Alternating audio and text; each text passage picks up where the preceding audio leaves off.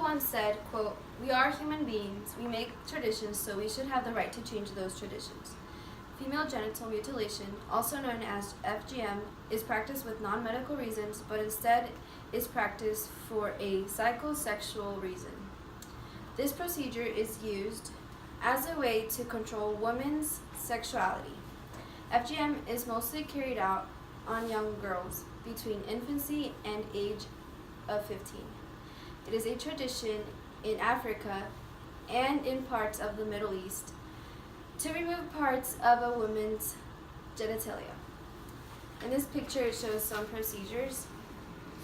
This procedure has no benefits whatsoever. In fact, it violates a women's right, which is an ongoing problem in today's world and will probably continue to be in the future.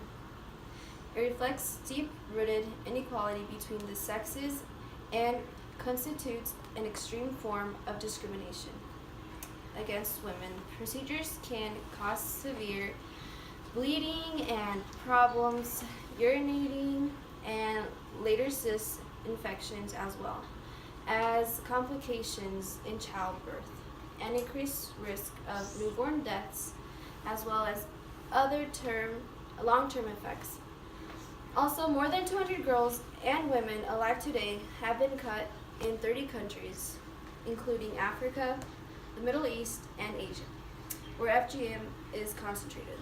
The reasons why female genital mutilations are performed vary from one region to another, as well as over time, and include a mix of sociocultural factors within families and communities.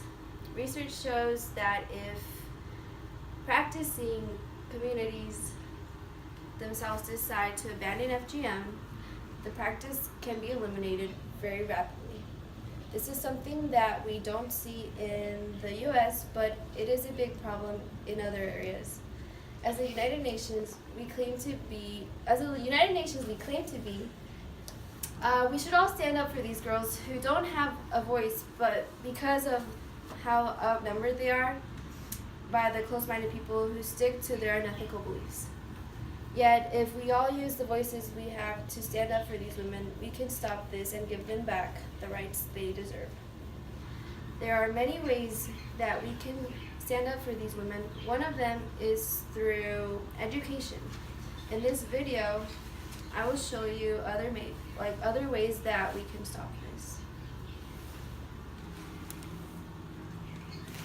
Can we end FGM forever?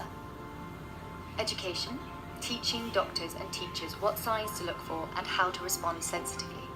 Cultural intervention, survivors telling their stories to their own communities.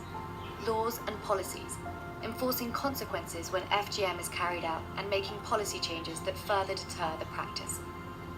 The time to end FGM is now. So by using these ways, we can help prevent FGM and change those traditions.